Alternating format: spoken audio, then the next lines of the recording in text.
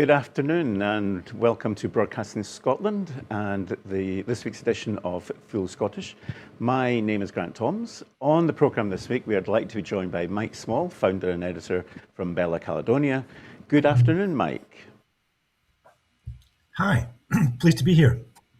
And we're also delighted to welcome Huw Marshall, founder of the online news platform Talking Wales. Good afternoon, Huw. Good afternoon, Pnawn.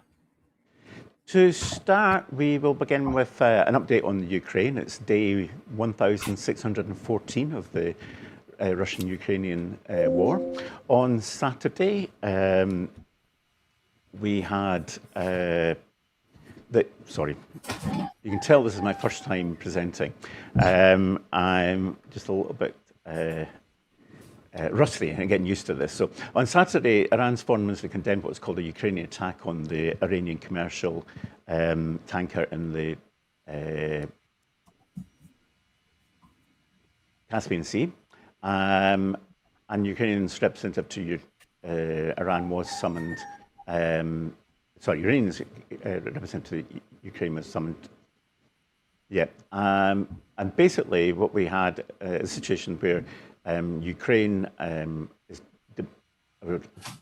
using their drone technology to intercept a lot of things that are happening within the Straits of Hormuz and what Iran's actually doing. Now, Iran and Russia are two of the 5 countries that border the Caspian Sea, and Russia maintains a powerful naval force there, making the inland body of water a platform for long-range power projection and a vital strategic bridge to Iran. Iran's denunciation of the Ukrainian attack on the ship coincided with President Volodymyr Zelensky's comments that Russia was passing its satellite observations in the Middle East to Iran to enable it to direct strikes in the region. Now, Zelensky said that Ukraine had achieved very strong results with long-range strikes in the Caspian Sea, including vessels used in military cargo shipments involving Iran. Zelensky also said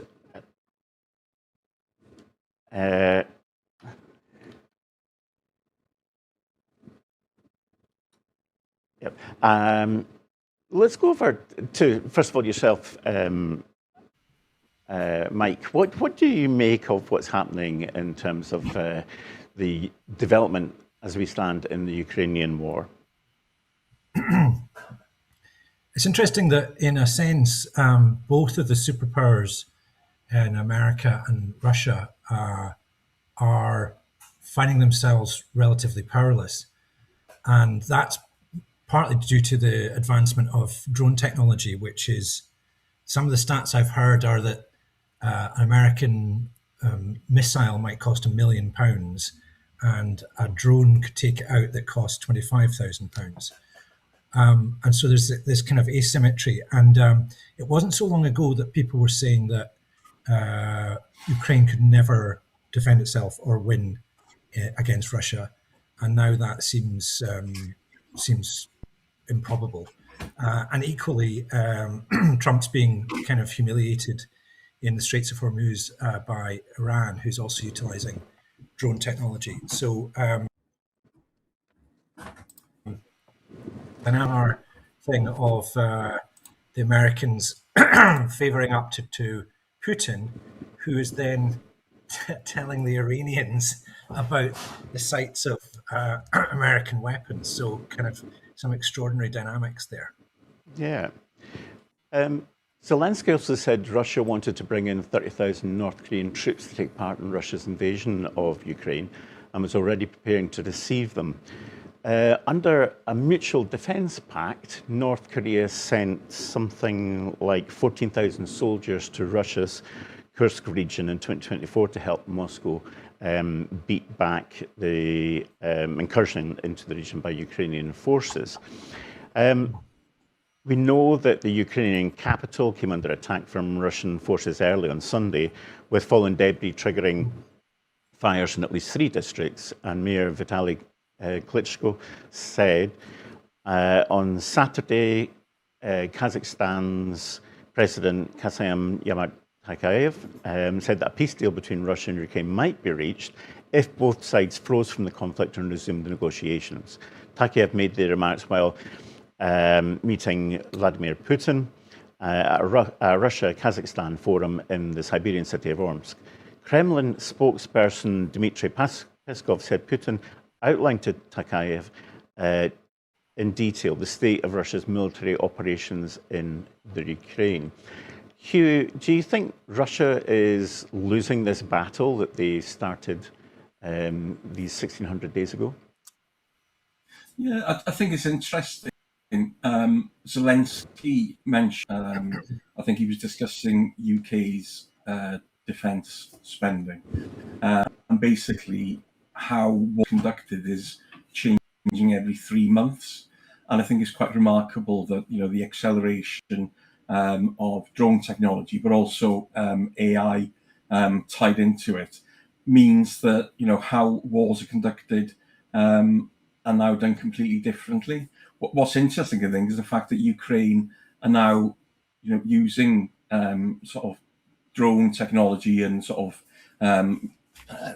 remote control robot technology in order to take out a sort of Russian troops, because it does look like Russia is still conducting things in a more analog manner.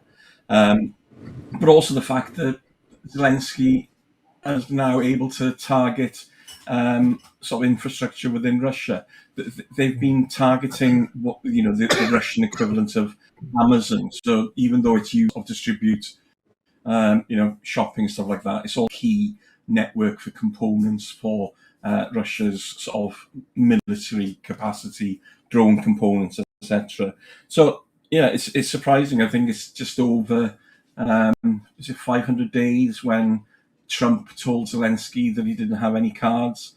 It looks like Zelensky now has not a full deck of cards, but he's getting there. And I think the fact that we've got Trump in the USA, he's facing the midterms. He's making a mess of Iran. It's making for a very fragile world. I don't think the world is very safe at the moment.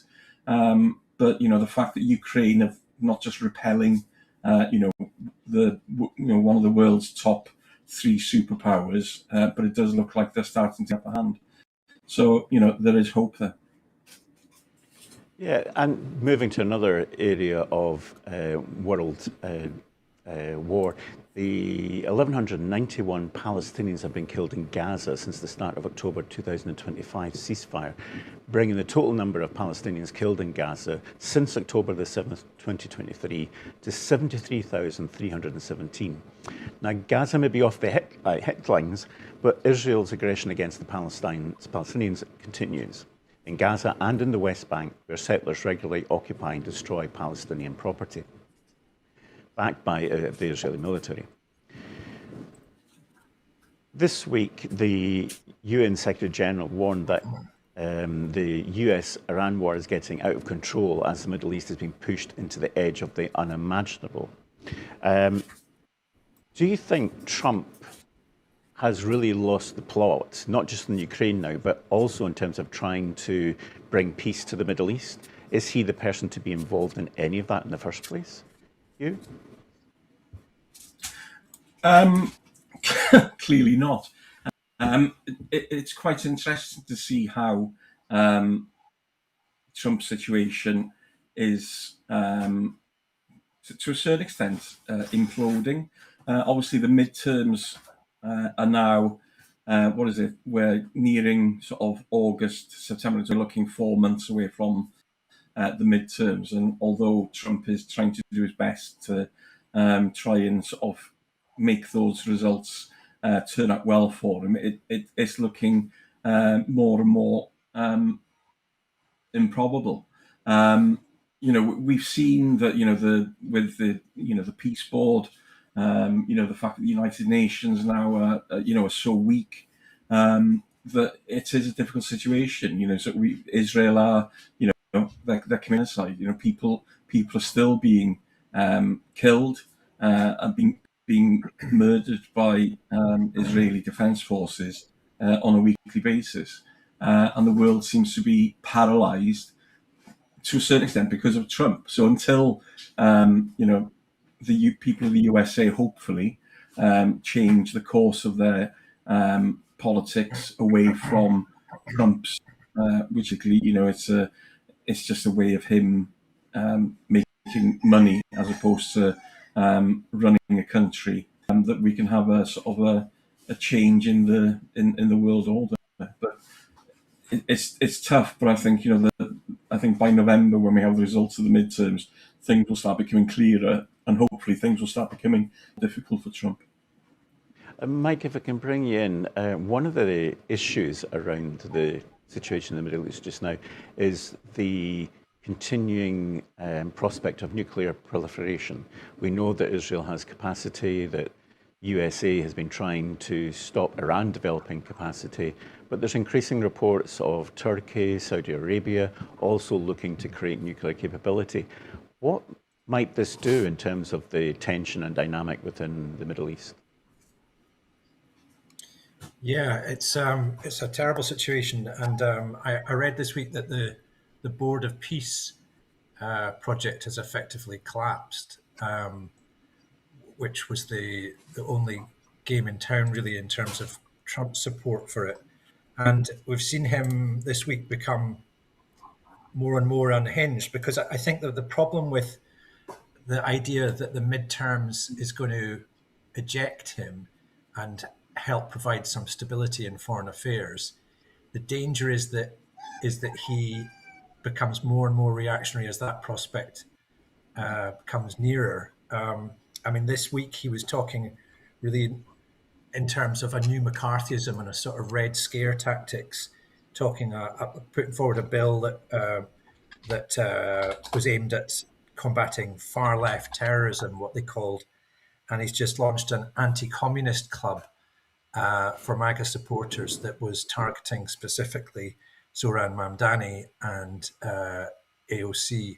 So I think that you've got the proliferation of nuclear weapons, or the potential of that, in a tinderbox environment, and you've also got the most reactionary, authoritarian and unhinged president in our lifetimes. So it's a terrifying combination. And moving on in terms of closer to home news, in Glasgow yesterday, Police Scotland made 15 arrests as far-right thugs rioted at Glasgow Green in the city centre. The Unite the Clans Scotland organisation are claimed to have organised this demonstration, and it was countered by anti-racism demonstrators who were singing ABBA songs and waving placards, much to the annoyance clearly of these anti-immigration protesters. I was in Glasgow at the time for lunch. I could see the police helicopter above Glasgow Green.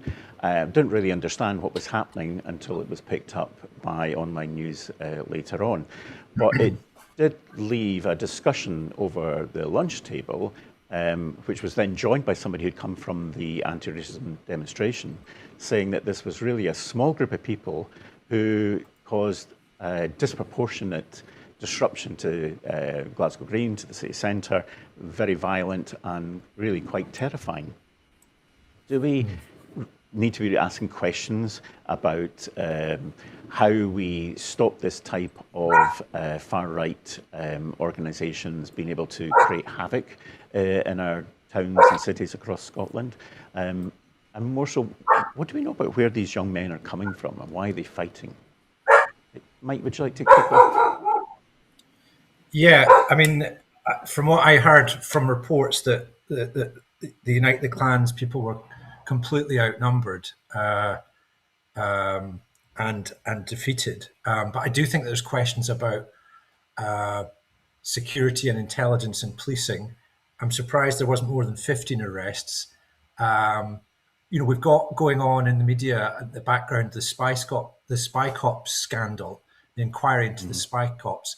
And basically, the Metropolitan Police spent decades infiltrating left-wing groups, having liaisons and relationships with women under false names and put in vast amounts of money into this.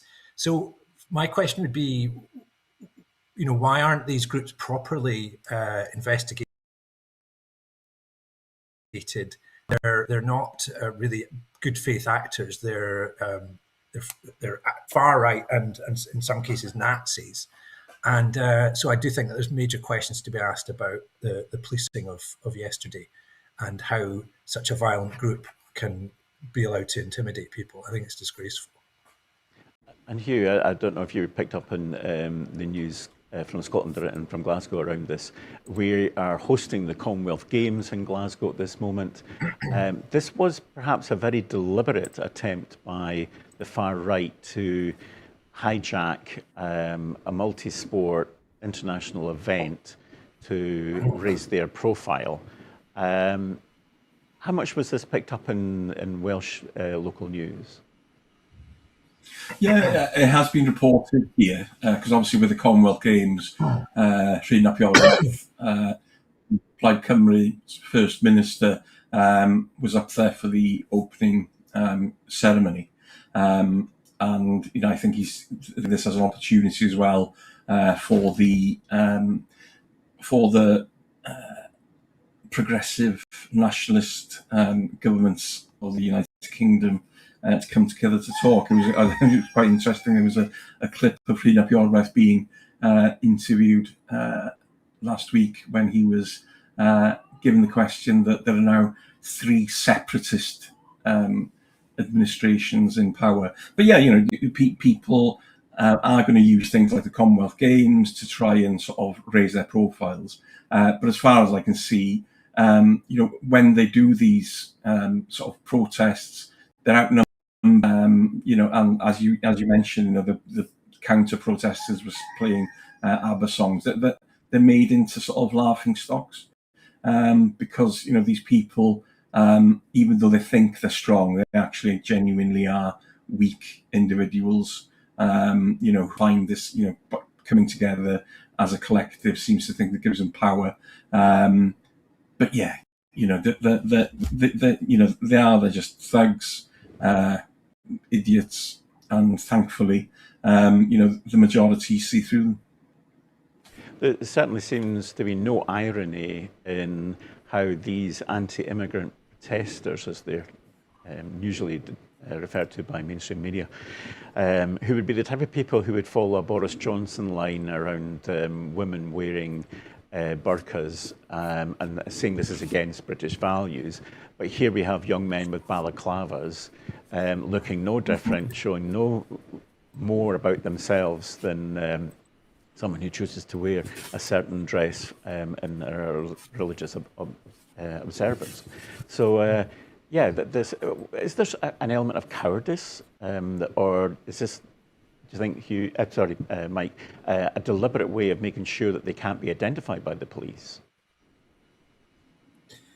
Clearly, yeah, and I think that there's a crossover from the loyalist community. So, in particular in Glasgow, we're not past the marching season, and that wearing masks is part of loyalist ultra culture as well. So I think you can do a Venn diagram between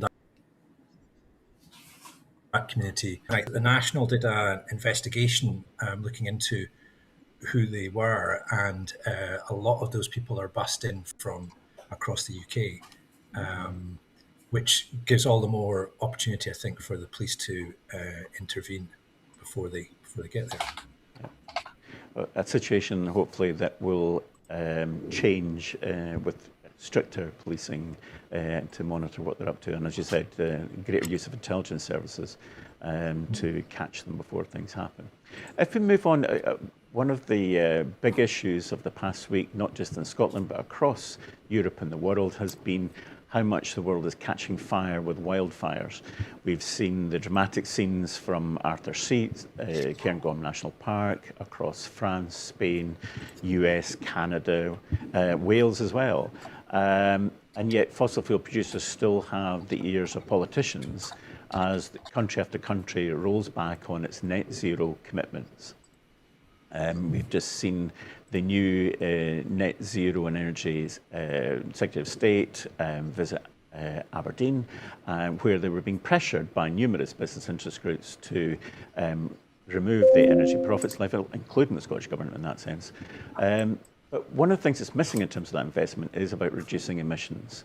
Do we think that the UK government really is grasping the implications of climate change and how much it's affecting people and our environment in which we live in? Mike, this is, I think, a topic that's very dear to your heart. Yeah, I mean, it's been announced that there's 300,000 people evacuated in France and Spain. The idea that climate crisis and breakdown was something, in the horizon or the future is clearly not the case. And I noticed that there was an image shared of Aberdeen thick with smoke as the Cairngorm wildfire smoke billowed across the country. And yet you had politicians, in one case an SNP politician, Jack Middleton, calling for more drilling in the North Sea and to open up the North Sea, literally as the city that he's in is covered in smoke. And so I despair, really. I mean, I heard one interview of somebody who'd been evacuated in France and flown back to England, and neither the individual or the interviewer at any point thought, this is slightly odd behavior, flying into the middle of Europe in an unprecedented heat wave. We seem to just carry on as if we don't need to change anything and this isn't really happening. You're literally flying into a dystopian situation. So I despair, and no, the government isn't doing enough. And I think the media is really complicit in this because we're not really telling the public the truth about what's happening. And meanwhile, you have the rise of the far right and them saying, what does Farage say? He says, net zero is the new Brexit. I don't really know what that even means, but he's intent in whipping up kind of anti-ecological hysteria, which is wild, really. Yeah. And Huw, with a new Plaid Cymru administration in Wales, what has been their reaction to the wildfires and in particular the implications for tackling climate change? Yeah, they take the situation with climate change very seriously. And in fairness to the previous Labour government, they had commitments as well. What the new Plaid Cymru government is that, in order to reach their targets, because of, the lack of progress under the previous government, although they did do some work, they've had to set the date further back because they're just being realistic about what they're able to do. But it is quite interesting. Again, it's a generational thing. Young people are far more aware of the issues of climate. And I think the three of us are of an age that we remember 1976. I remember 1976, the hot summer, the heat wave. But what I don't remember from 1976 is the rest of the world being on fire. And, we have this issue where we have, older people who say, back in the day, we used to call it summer. 1976 was an anomaly, and we're seeing every year now that the temperatures are getting hotter and hotter. I've just returned from a couple of weeks away in Bosnia, come back to find my lawn parched and brown. We had a little bit of rain overnight, but nothing sort of meaningful. Our water here is supplied from a well, and obviously, that's being impacted because it's been so dry. So, literally, we're running out of water here in the house. So, yeah, the Welsh government are taking it seriously, but again, it's something that has to be done on a Westminster level because obviously, that's where the majority of the power and the levers lie in the situation. But I agree, this idea of sort of we have to drill oil that we've got to use oil anyway, so we might as well use our own. We've got to accelerate the switch over to renewables, whether you believe that climate change is man-made or not. The fact is the climate is changing, and we need to do everything in our powers to try and mitigate that. So, that our problem is that older generation who don't seem to believe that it's happening. Yeah, and talking of Westminster, of course, the UK has a smiling new Prime Minister this week, a new cabinet, of which the Net Zero and Energy Secretary of State was in Aberdeen, and everything's going to be shiny and new. Except we have yet to hear any substance about Andy Burnham's plans, except for moving Number 10 up north to Manchester. Now, Andy Burnham met with both the First Ministers of Wales and Scotland within the context of attending the Commonwealth Games opening ceremony.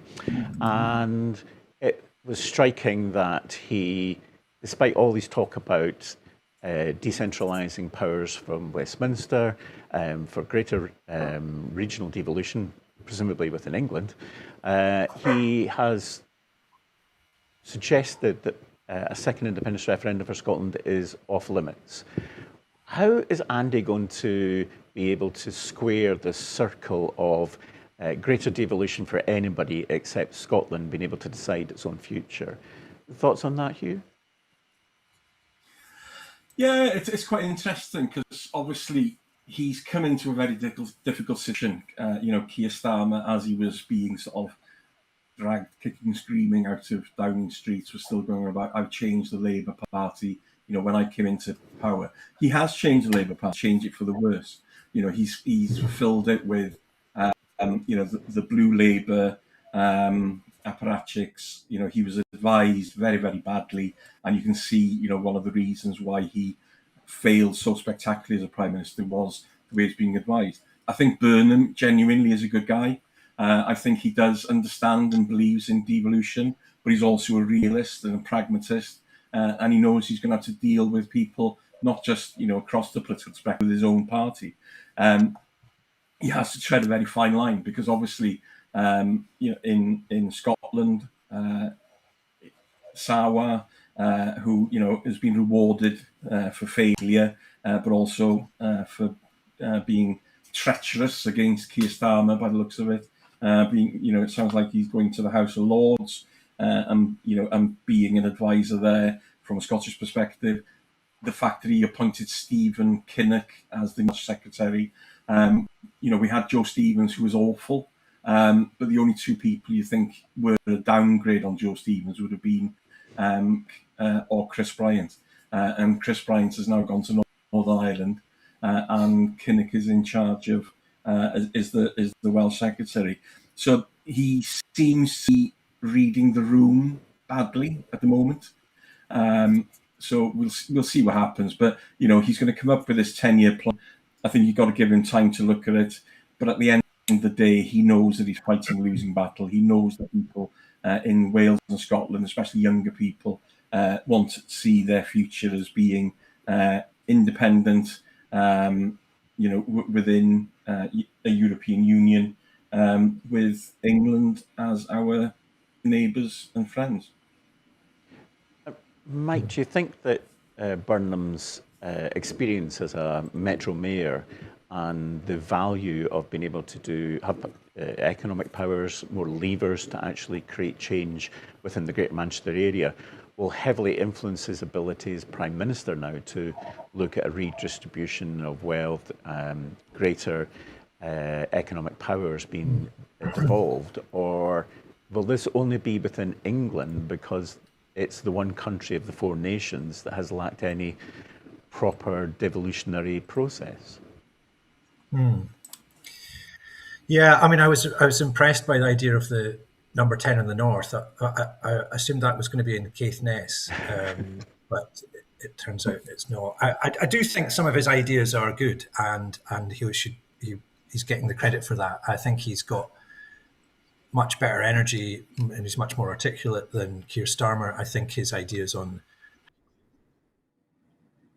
housing and excellent, and some of his ideas in what they're calling Manchesterism are very worthwhile. But I do think that there's a sort of irony at the heart of this, in that his whole ticket is democracy and constitutional change, but he's obviously got a blind spot in Scotland. And I think we need to exert some influence and power as a Celtic alliance with leaders in Cardiff, Belfast, and Edinburgh who are all pro-independence.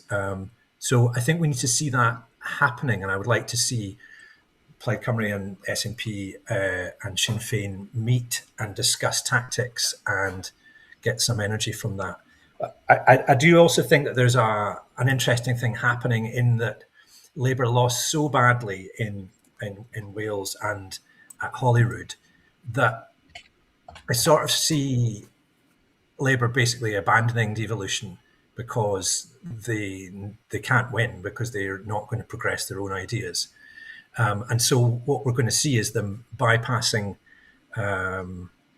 Holyrood directly and implementing policies directly from London. So there's a kind of funny irony here that they're all about devolution, but they're going to impose policies from London, which I'm calling centralised decentralisation. And I think that's going to be really problematic for them.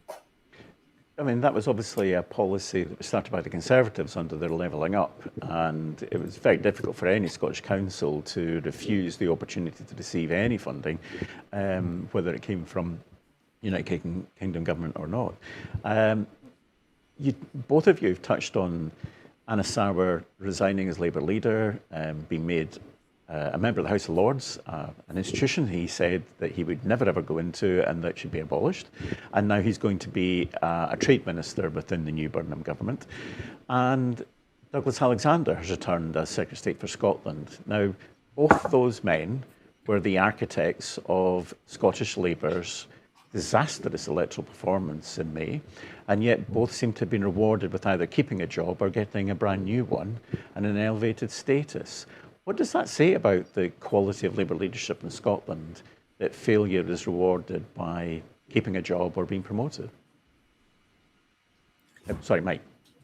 Well, I mean, there was an article by Stephen Lowe in a Labour blog this week that kind of lifted the lid on that and basically said that Douglas Alexander and Anna Sarwar and Jackie Baillie had such a tight control of the selection process that they had chosen candidates, and they were indeed the architects of this utterly disastrous campaign in which it was heavily focused on Sarwar, who they presented as a sort of Zoran Mamdani figure, even copying the Mamdani font, but in a campaign that just was completely empty. I mean, at one point he posed with a hot dog in a video saying that they should have NFL American football brought to Scotland, and you're left just going, what even is this? What? So Labour are basically hollowed out with very little to say. And then their other line is, oh, well, nobody could have won because of what was happening in London, i.e. Starmer. And so you're left with a Labour Party that says, well, we don't have any agency whatsoever. We can't win an election and we don't have any policies. So it's going to be very, very hard for them to come back from this, even if they do concoct a new leader in Michael Mara or Monica Lennon or whoever. They'll still have the same contradiction at the heart of the party. And just on that, do you have any thoughts on who's likely to become the next Scottish Labour leader? Sorry, Mike. I think Monica Lennon will be very popular, and I think she's good and articulate, but I think that they will be left with the same massive contradiction of how they articulate a particular Scottish policy agenda, which they don't seem to want to do. I personally would agree with you. I think that Monica Lennon is probably the person who's most likely to appeal to the Scottish electorate, but this, dare I say, new Labour controlism over who is likely to become the leader is that we're more likely to see Michael Mara or Daniel Johnson lead a Scottish Labour group in Holyrood. Huw, there's been leadership change within the Labour Party in Wales following their electoral defeat. Can you give us an update on what's it like looking at the opposition now across the Senate and their capability to ever recover from electoral defeat? Yeah, I think people underestimate, how seismic the change was in Wales. Labour, especially, the post-industrial south, in the valleys and in the northeast, they've been, sort of in total control of Wales. They used to say that they didn't count the vote, Labour MPs. They weighed them. We're talking about constituencies that were a few decades ago getting 70-80% of the vote. They've gone now down to around, I think, 10 Senate members, and that's in a Senate that has increased from 60 to 96. So they're a very small group. Ken Skates, who has been in the cabinet in previous iterations of the Welsh Government, he is now the leader. He was the interim leader, but he's now been made the leader in full. But as I say, it was quite a small pond that they were fishing in for. And I think what's striking, and I think you touched on this earlier when we were discussing Scotland. It's not just Starmer. Starmer was a big influence. I think people in Wales and in Scotland looked at Starmer and what Labour were doing in England and Westminster and thinking that's no good. But doorstep, it was coming up more and more that people were fed up with how Labour had been in government in Wales. So as I say, it comes to a point now where what is the point? You've got over 650 MPs in Westminster. That number from Wales has gone down from 40 to 32. So it isn't that sort of statistical importance that it used to be. And I think they realise that it's a long road back. They're not going to win sort of overnight. And it does look, the fact that Reform taken over as the main opposition to Plaid Cymru now, both of them polling over around 30%. I think Labour are becoming an irrelevance, and now it's very difficult for them to get their voices heard in the media and across media because they don't have the numbers of people or the profiles that allow them to do this. So I think it's going to be quite interesting. But I think again, going back to Burnham, this business of being up north, somebody comes from North Wales, the north in the UK is Scotland, but again, it's just this perception that English people have that the north is Manchester when it's actually in the middle of the UK. But that says everything about Westminster and their view of the United Kingdom. Yeah. So Huw, you don't think that there's going to be a Burnham bounce for the Labour Party in Wales in the coming months? Is that something that we should be expecting? There certainly should be, because obviously Starmer was terrible. He was useless as a prime minister. Whatever his skills were on the international stage, he was an appalling communicator. He had no clear vision. He couldn't communicate. Burnham has done more first couple of weeks that Starmer did in the Labour Party. He's a very effective communicator. He's a normal person. He's the kind of person that a lot of people can identify with, and I think a lot of Welsh people will see that.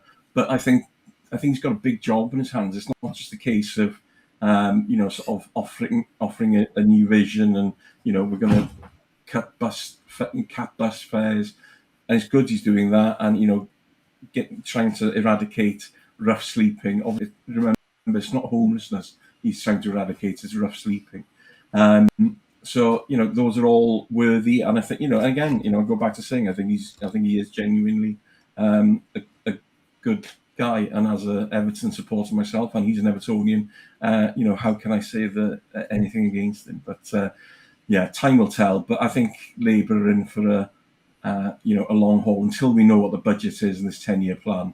I think a lot of people have done enough of Labour and the Conservative, and I think that's what we're going to see is, the fact that the of politics now, we've got 4 or 5 parties, in England, and more in Wales and Scotland, who were polling around 20% or over 20%.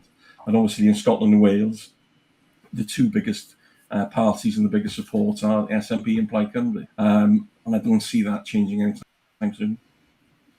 And yet we could be forgiven for forgetting that whilst Welsh and Scottish Labour suffered heavily in the May elections, they dominate still Westminster representation following the 24 general election. But it doesn't come across that those numbers and that domination at Westminster representation in any of our media or discussions. It's almost like people can't name a Labour MP in Wales or Scotland beyond 1 or 2 people. Is that a failure of those Labour MPs to get their national profile across, or do you think they're doing all this work locally so they don't have to worry about how they're coming across as a national grouping within the United Kingdom? Thoughts on that, Mike? Do you mean that you don't have a sense of Scottish Labour at Westminster? Is that what you mean? Yeah. In terms of how it's being seen within Scotland and within Wales, we have 1 or 2 high-profile MPs, such as Douglas Alexander, but try naming any of the other 50, and unless they are currently suspended because they're being accused of potentially spying for the Chinese, who are they? Yeah, I think that's partly a communications problem. I don't think they're very very charismatic or very good at communicating. But I think it's also representative of a sort of policy void. They're terrified of having a distinctive Scottish policy agenda. And so there's very little to say, apart from it's great being in the union and you can never have a vote to leave. So, and it's not a great message to put out there, is it?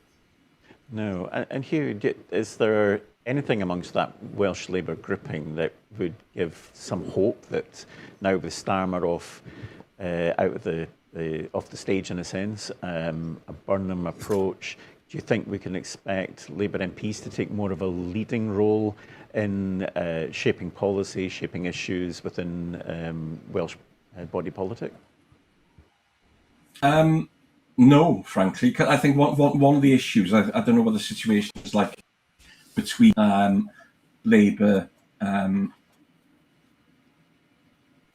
members of the Parliament in Holyrood and their Westminster counterparts in Wales, that they're like 2 separate factions. And obviously in Wales now, the number of senators has been greatly diminished. But there was always a fracture between them, whereas the Westminster MPs were very focused on the Westminster and to a certain extent anti-devolution, whereas the Senedd members and the Welsh membership were more pro-devolution. The only sort of notorious, I suppose, Stephen Kinnock because of his father, and Chris Bryant for various reasons, but they're both, very traditional Labour unionist MPs.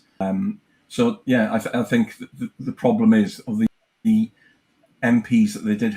Remember, they had quite a poor show in Wales, even though they had this landslide, this huge majority. And again, this goes back to Starmer's, the fact that he had a huge majority, that he could have done anything, and he decided to try and be sort of, I don't know, sort of Tory light in his policy outlook, because just he wasn't an administrator, he hasn't got any vision or understanding of things. So I think I think the tension between the MPs and the Senedd contingent is going to be less of an issue, because obviously they're not in power in Wales anymore. So that tension goes. There's a danger, I suppose, that the Westminster lot are going to have more of a voice, and a lot of them are were Starmer people who've been parachuted in. Yeah. Now, interestingly, one of Burnham's announcements in the past week has been a £2 bus fare cap across England, something that the SNP had in their manifesto, and yet were lambasted as being totally unworkable. Are we seeing yet again that often good policy decisions or ideas being created in Scotland and Wales are starting to be copied by the rest of the UK, i.e. particularly for those areas of devolution within England, and suddenly all the rhetoric that was used against some of these ideas coming from non-Labour sources or non-UK government sources will be rolled back in order to support Burnham with what's seen as yet another populist move to what we would often see as trying to equalise out and take away some of the pressure of cost of living for people who use public transport in order to commute to work and to visit friends and to do their day-to-day shopping and things like that. Is that something that you think we might see more of? Mike, do you have any thoughts on that? Yeah, I thought it was interesting that they started with the buses because it's a populist move. It's relatively low-hanging fruit, and the demographic of people who use buses rather than trains is lower income. So it's a winner on all those counts. Of course, it's free buses for under 22s in Scotland at the moment, which I think is a great policy. But we've seen this with other things as well, and the Scottish press are hilarious about this. Remember when the bottle deposit scheme was advocated, and it was the media in Scotland where this is, how can you do this? This is preposterous, outlandish idea. And then an identical scheme is happening in England, and all of a sudden it's a great idea. I think the same thing happened when John Swinney talked about trying to make food affordable, which again was ridiculed by the Scottish media, by the unionist press. Outrageous, communism, never happened, etc., etc. And yet, lo and behold, a few months later, the same idea is put forward at Westminster, and suddenly it's an act of genius. So there is a sort of element in the Scottish media which just thinks everything in Scotland is terrible all of the time, and these different policies being taken up at UK level.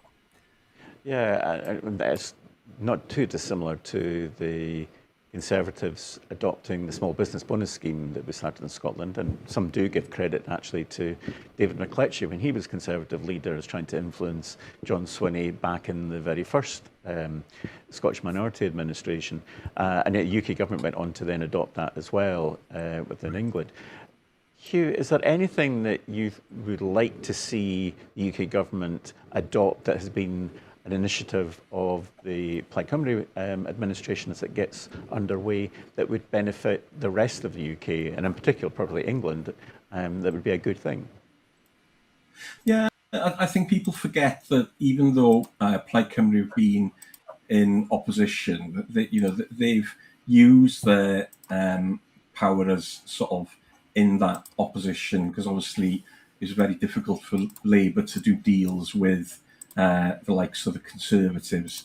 So the tendency was, because Plaid were the biggest non-right-wing party, that their policies were part of any sort of deals or conditions of support. So things like free school meals for all pupils, that was something that was negotiated by Plaid Cymru. And again, it's quite interesting when it came to the election campaign, that a lot of the things that Labour were running their campaign on were actually ones that wouldn't have happened if it wasn't for Plaid Cymru enforcing them. I think, as you just mentioned, Burnham does have a sense of what people want and what people's needs are. I think this idea, as you said, it is a good idea because it does. I use buses frequently where I live, and because rail service, you can see there's lots of pensioners, young families. So to be able to get around on, it is a quick win. And I think the he's done with rough sleeping, that Apologies for that, Huw. We seem to be breaking up a bit there. it is.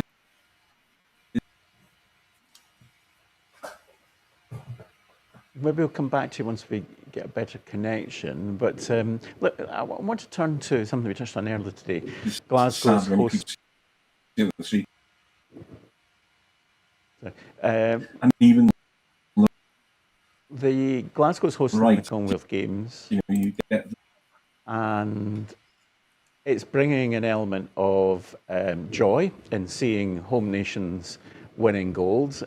We saw Scotland's first gold medal with Duncan Scott in the swimming, and Wales have been picking up medals as well. But there is an element of some people thinking, has the Commonwealth Games, no matter how much it's been reimagined for Glasgow to save it from Melbourne's withdrawal this year, has the Commonwealth Games basically ran out of, or is past its sell-by date, ran out of steam, that it's not something that is serving any significant purpose anymore? Mike, would you like to come in on that? It has a Empire Games vibes about it, doesn't it? And yes. Essentially we got it because nobody else wanted it. And there's no, well, it's on BBC Alaba, but there's, it doesn't really have a great media TV deal. On the other hand, I've heard some people describe it as being reinvented and slimmed down, and it's still an opportunity for Scottish sports people and athletes to play for their country, which you can't do in the Olympics. So that has a good element in hospitality in Glasgow, who are saying this is great for the city. There's lots of people in town, and so maybe that's a good thing. I don't want to be too down on it, really. It's there's definitely a vibe in Glasgow at this time. Over this weekend, there's the Merchant City Festival, the Commonwealth Games. There's a real, and of course the weather does help in bringing out any part of Scotland and making it flourish even greater. And we do take joy. I mean, I know that some friends who see their family being able to participate in the Commonwealth Games and to win medals with a Scottish shirt on, this is the one and only time that they can do that. Huw, is there the same kind of connection to the Commonwealth Games in Wales that provides that opportunity to be able to play the shirt for your home nation rather than being squeezed out of a UK-wide team? Yeah, definitely. Apologies, as you may have decided, I have actually been without internet in the house for about a month, and the engineer so I'm currently speaking to you on internet banging from my house. So I think people want to be able to stand up there, hear a Heimlad and Had I playing, and seeing the Ddraig being raised aloft, and it's always been my sort of dream to be able to see Wales take part in the Olympics, because as with any sport, it's not about winning, yes, medals, actually being able to compete at the highest level and seeing and a lot of people have been able to do that for Wales over the years because they've been sort of competing under the Union Jack. But I'm not seeing much of it. I haven't got enough internet to watch deeply. Hopefully, it's as any nation. Yeah, I think there's probably an element of my Republican self would like to have these kind of friendly games, but without necessarily all the trappings of empire and its post-imperial setup known as the Commonwealth.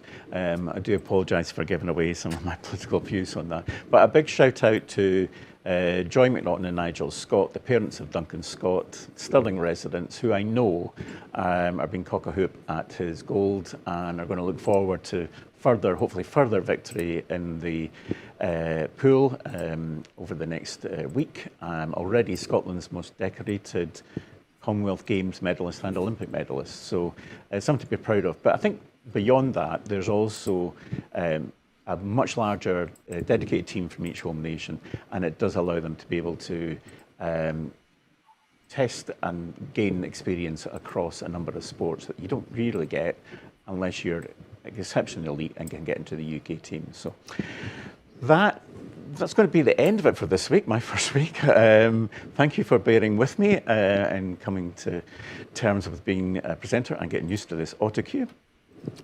Before we go, I just want to remind you that Broadcasting Scotland, we depend on the generosity of our supporters. To everyone who's donated and to everyone who's signed up to make a regular monthly payment, thank you very much.